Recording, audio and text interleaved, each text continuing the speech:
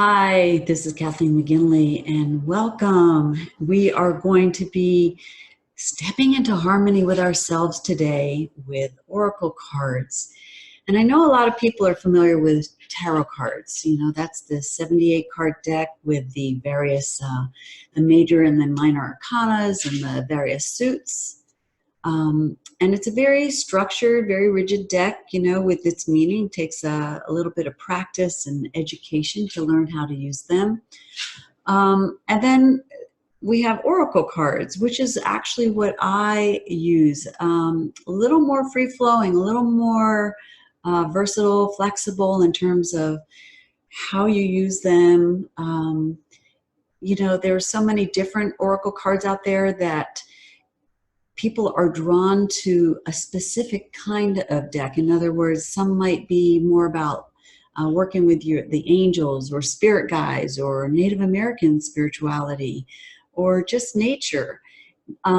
So you find cards that are pretty much calling to you and work with them, and basically they lead you to becoming more of who you are. They help you get to know yourself better. They help you give you guidance and clarity in terms of where you are, and even confirmation, because the answers are within us. So when you're using these cards, intuitively things will come to you, so you will know exactly what that card means for you. So I'm going to be sharing today with you the Sacred Path cards, which are based on Native American spirituality, written by Jamie Sams. And these cards I came upon 20 some years ago, back in the mid-90s, when I was going through my own transformation. And what was happening in my life at the time was the end of a relationship, and I had grieved tremendously to the point of surrender. And when I surrendered to the universe, I felt like all of a sudden I was connected to everything, especially nature. And I felt like I was being downloaded, like all the answers are around us. Like we're not separate from nature. We're not separate from anything.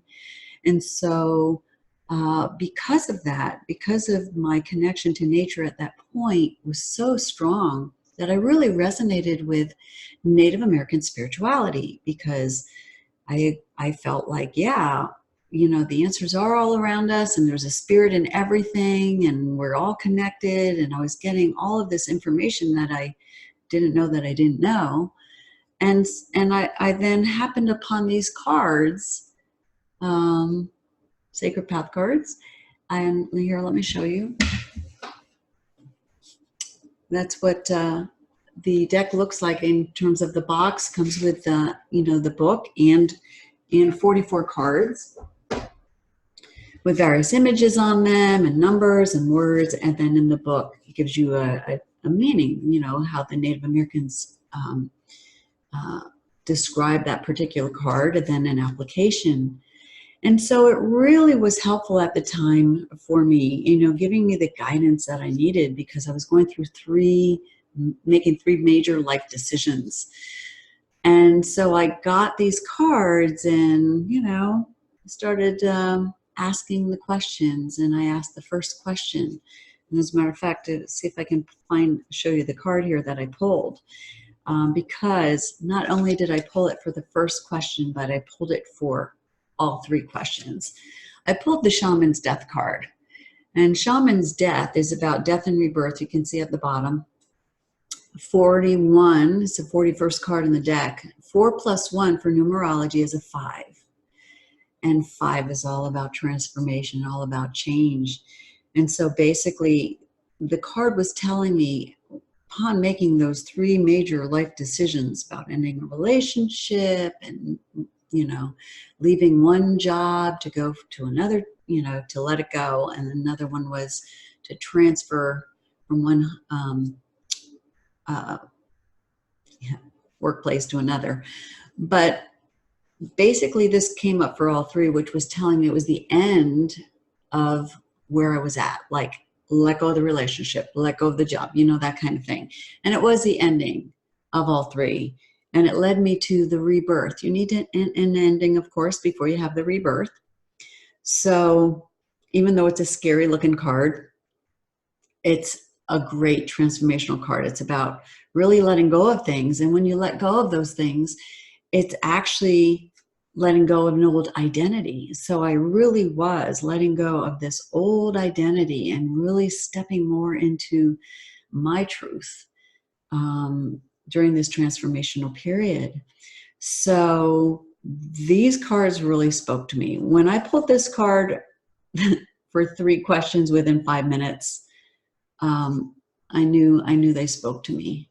And so ever since then, I have been doing card readings for myself and for others. And I love to do the ancestor spread. It's a 9-card spread, grandmothers and grandfathers, where I call the ancestors in to help give my client the spread, which will allow them to really hear those messages from the ancestors. And it helps the clients recognize that they have the answers within. They know what it means for them, and continue then to give them that guidance that they need. Instead of being so focused out there all the time, it really gets you to go within and focus within. So these cards, they're not scary. They're all about life lessons. And, you know, the particular spread that I do, that I mentioned, that's that 9-card spread, is all about, you know, what lesson are you learning now? And what lesson is in the near future? What's your challenge to the lesson? What's the inner wisdom you need to acknowledge in yourself? What's the message from your ancestors? What's the medicine they're going to give you? And so it's an awesome card reading, and it's been very helpful to hundreds of people. So I thought I'd do a little demonstration today, and maybe why don't we pull 4 cards and see how it applies to you at this time. So I'm just going to call in at this point. I'm calling in my guides and asking them to reveal what it is that we need to know at this time. So I will pull a card which is going to indicate the lesson we are presently learning. So where we're at right now, and see what that means for you. So if I'm going to pull this down so you can actually see the cards. Whoops, too far. Here we go. Here are the cards. And right here, this is where we're at. Lesson that we presently need to learn or experiencing is the coral card, number 13. 1 and 3 is a 4. 4 is all foundational. 4 is all about, you know, creating that new structure, that new foundation. Think of a table that has 4 legs, you know, to be balanced. So right now, it's essential that we engage in nurturing ourselves. Okay, so this is the card I'll show a little more clearly. Okay, so you can see the coral, which is also about the planetary family, telling us to nurture ourselves and make sure that we include our planetary family. Go out into nature, connect, talk to the trees, get your feet, walk barefoot in the sand or in the grass.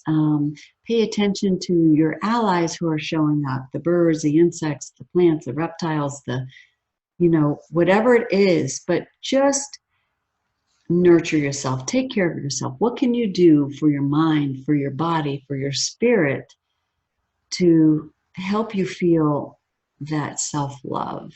You know, put yourself and your emotional needs before others for a change, and see how that works for you, because I guarantee you, when you start doing that, and you have the courage to say no and setting boundaries and all that kind of stuff, that you will actually, in the long run, show that you are engaging in self-respect, and people will respect you more because you're doing that.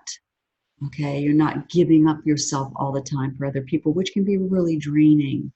So instead, take care of yourself. So that's our first card. That's where we all need to be at this point. Okay, this is what we're experiencing right now. You know, engaging in self-discovery, knowing yourself better, that's nurturing as well. Taking care of your spirit. So let's look at what is the lesson that we are going to learn in the near future. Well, this one just popped up here, so I'm going to do that. All right. This card is the Fire Medicine card, and it's a number 30, and it's all about passion and spontaneity. So when we look at this card, first of all, 3 and 0 is a 3 when you add it together in numerology, which is all about self-expression. It's about being who you are, living your truth, expressing yourself appropriately, and finding what you love in life. It's all about being passionate and being spontaneous, living, you know, I would call it personal freedom, you know, just being who you are, not worrying about what other people think all the time, deciding that you are worthy so that, you know, you can have the life you want. So being really clear on what makes you passionate, what brings you joy, you know, not based on the expectation of others, but what is truly in your heart, you know, what makes your heart sing, and how can you be spontaneous? And this card is saying that, you know, using fire medicine can really help you get clear on what that is. Understanding that you deserve to have a life full of passion and joy. So light a candle, you know, have a bonfire, you know, whatever it is that can help you step more into your truth and your passions, and live a life with passion. And, you know, when I look at this card, and you might look at the image, and that might mean something for you. So what does the image mean for you?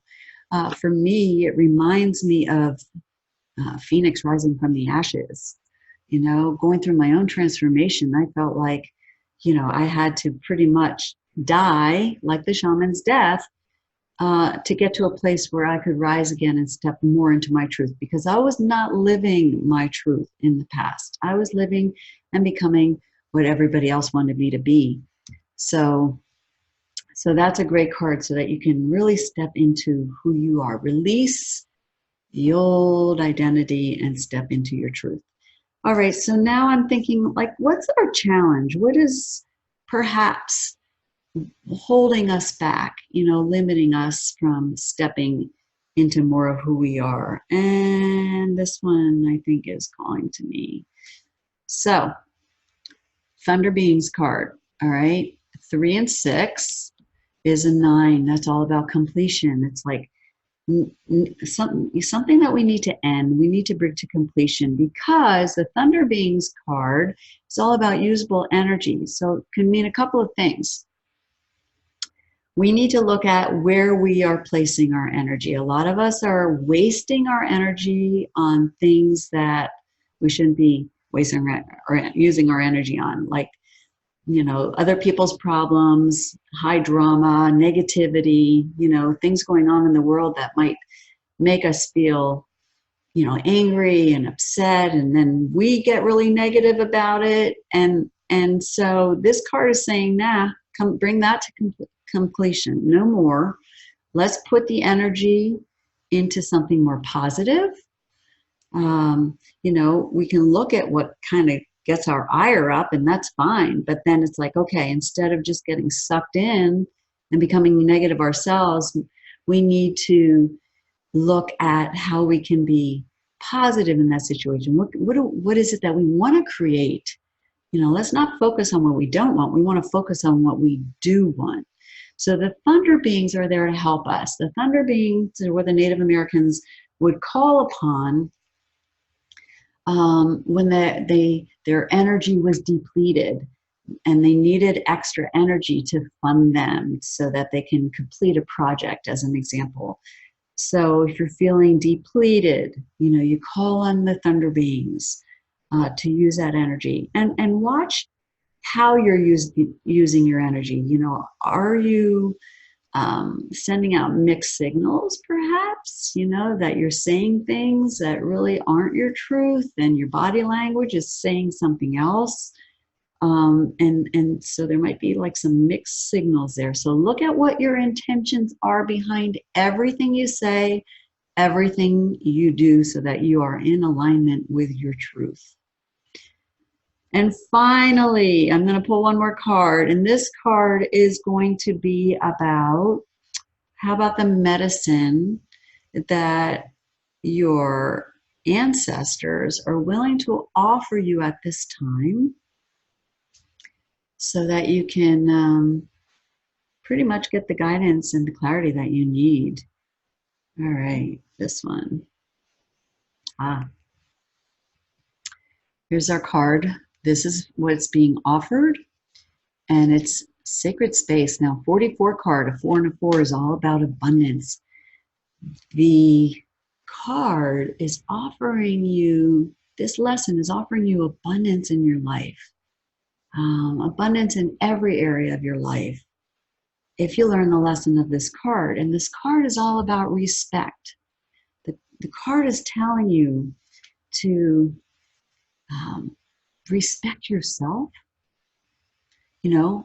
create those boundaries, being able to say no. You can see this little sacred space that was created by stones here. So find your own sacred space, but that's really about respecting yourself, loving yourself enough to be who you are, to live your truth, saying no, but also saying it in a way that's, appropriate and respectful. So, it's being respectful of other people's possessions and other people's opinions. We all are different. We all grew up with various experiences, different parents. And so based on all of, our life experiences, we have come to formulate opinions and feelings. And so we're all different. And this card is telling us we need to be okay with that, even when people's opinions are different from our own, and we can't always understand why they feel or think the way they do. But respect is about, not telling people that they're wrong in the way they feel. Opinions and feelings are never wrong. They belong to us, whether or not we agree with them. The only time anybody can tell us we're wrong is if there's a fact, and that can be proven with evidence. Then you can tell a person, well, you're wrong. If I say that what I'm wearing right now is red, you can tell me I'm wrong, it's blue. But otherwise, we don't have to agree with people, but we don't have to put them down or tell them they're wrong based on their opinions and feelings. And so we need to be respectful, because obviously we will never have harmony with others if we continue to battle each other in terms of, you're wrong, I'm right. A lot of arrogance and hostility and rudeness is not ever going to lead to harmony. The only way we ever come to harmony and peace is by being respectful and collaborating and come to an agreement that can serve all of us, as long as it's based in love. If anybody who's watching is feeling hateful and resentful and angry, and it's something that we need to look at, because the world is our mirror. So what are we looking at up there that's really triggering us, that's being reflected back to us? All that I see, I am. So take time and look within. It's like, what's going on inside of you? What's the mirror? So respect yourself, respect others, you know, love yourself and the whole world. If we all lived based on this, we could find harmony in the world. We could all learn to live together and accept what is. And so if you can't,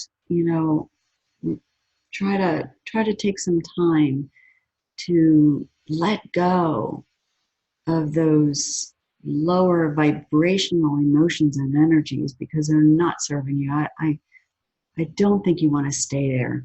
So it's about detaching from that, letting it go, letting people be who they are. And instead of fighting and resisting, look at what you can do in a positive way to take action to help make this world a better place. So that's an example of our sacred path cards. So there we go.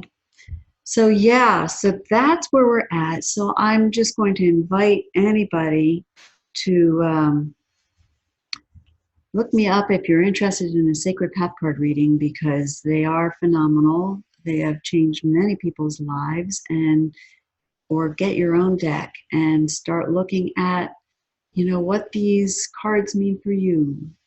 They're never wrong. The way you interpret them, the way you see them, is the way it is. That is what your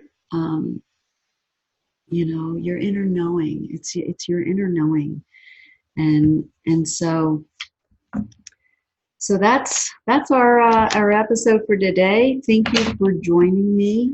This is Kathleen Mcginley once again, and have a great week. And I hope you join me in future episodes. Take care.